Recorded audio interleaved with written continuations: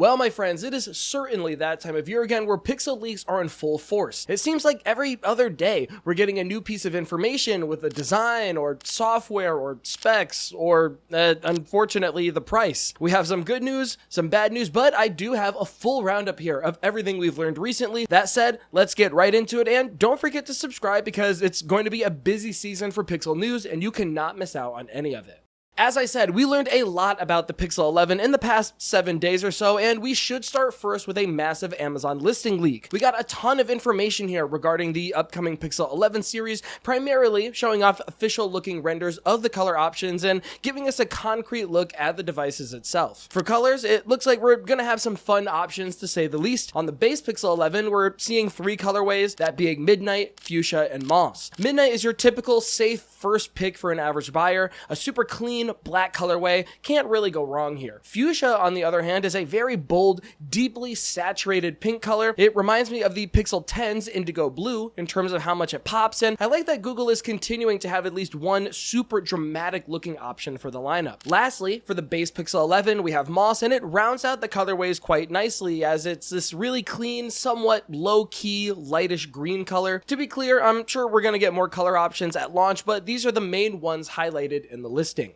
Shortly after that, we also saw leaks for the Pixel 11 Pro's colors, which include Dune, Pine, Sterling, and Midnight. Dune and Pine are absolute standouts to me. It just feels like all of these colors have a lot of personality, especially for how muted the colors are typically when it comes to Pro phones. On top of that, we also saw renders for the Pixel 11 Pro Fold showing off 2 colorways for the year. You have Midnight, which is your typical black on black variant, and a much more fun option listed as Pine. To be completely honest, Pine looks almost identical to the jade color from previous generations, featuring a greenish body paired with a satin gold frame. Still looks nice, but it really isn't all that different enough to be given a new color name in my opinion. Honestly, the biggest physical change is with the camera bar. The camera cutouts now extend all the way to the edge of the frame with no access metal surrounding them, probably and hopefully to account for bigger camera sensors, no doubt the biggest weakness of the Pro Fold series so far. What's really weird to me though is that there's no obvious signs of the highly anticipated Pixel Glow feature in any of these leaked renders. To be fair, we never saw an official leak actually confirming what it will physically look like. The closest we ever had was an AI generated mockup from Mystic Leaks a few months back that showed a dedicated LED array of some sort. In all the leaked renders we've seen so far, and even Google's own invite teaser, we've seen absolutely nothing of the sort. There's nothing even hinting at the possibility that it would look like how Mystic Leaks originally showed it off. But as I was editing this very video, Google did decide to release a little teaser video showing us a glimpse of what Pixel Glow will actually look like, and as we can see, it's not a light strip around the camera bar, but instead occupies that same space as the camera flash. In Google's teaser, Pixel Glow is showing as an RGB light that will likely sync with Gemini interactions, hopefully show notifications and allow you to be notified of a specific contact, but we'll have to wait and see what the actual implementation looks like in practice. All things considered, I like what I'm seeing so far, but I would have totally preferred a light bar. Hopefully, Google makes that work next year.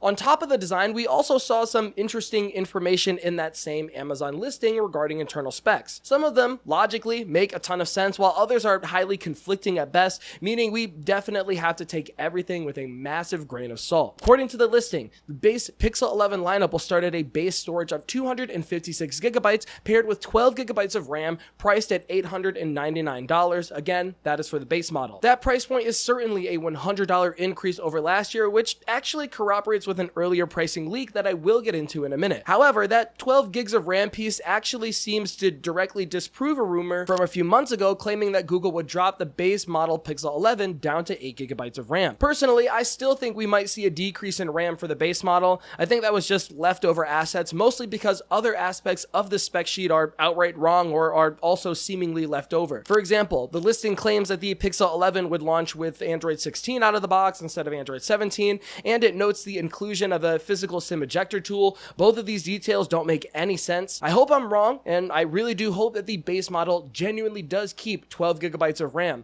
but in this modern flagship landscape, I'm very doubtful to say the least. We also got an incredibly interesting new report regarding the Tensor G6 chip. Typically, Tensor isn't known for being first in any raw performance category, but it seems like this year the Tensor G6 will be the first smartphone chip to run on TSMC's advanced 2nm process. That means that Google is beating beating Apple's A20 chip, the next generation Snapdragon, and the upcoming MediaTek Dimensity chips for this particular aspect. To me, this is a nice surprise, but a welcomed one, I will say. Functionally, moving to a 2nm node should mean the Tensor G6 runs significantly cooler, operate more efficiently, and by extension give users much better battery life. Thermals and endurance have always been a frequently noted and well-documented weakness of Google's Tensor chip, so this could be an important change for the Pixel 11, but we'll certainly have to wait and see how it handles in real-world usage. For the past 5 years, every new Tensor iteration was supposed to run cooler and supposed to run more efficiently, and while it has absolutely been improved year over year, Google still has a long way behind the efficiency numbers of Apple and Snapdragon.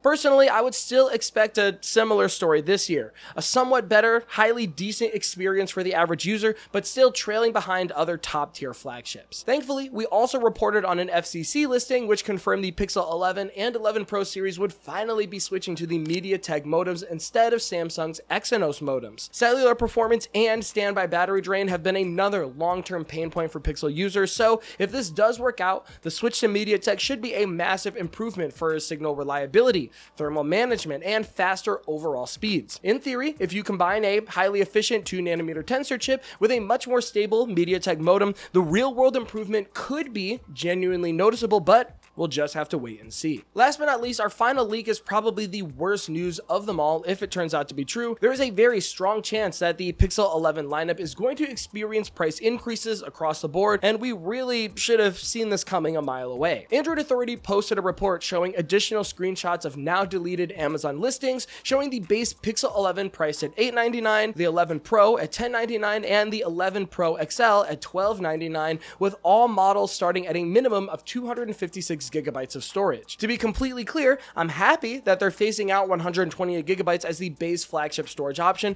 but Google really should have pulled an Apple move here. They should have given consumers the extra storage at no additional cost rather than forcing everyone into the higher barrier to entry. It would have created a lot of goodwill amongst Pixel users. Even worse, the 11 Pro XL is straight up getting a clear and very direct price increase. The previous 10 Pro XL started at $1199 for 256 gigabytes, but the 10 Pro XL is listed at $1299 for the same exact configuration. We'll have to wait to see what the final price is, and then on top of that, how this goes over with the wider Android community. Reading through some initial comments online, it seems like this is going to be an incredibly tough sell for a lot of people. At the same time, price increases are happening across the entire industry right now with literally every piece of consumer tech, so it's hard for me to be uniquely mad at Google for doing exactly what everyone else is doing. It's just the reality of the market landscape we're in right now, and we'll just have to see how the final announcement goes. No doubt, you guys, it is a complicated year for Pixel, and I would say smartphones in general, really. Every few years, I feel like we enter a season where it seems like the wrong time to buy.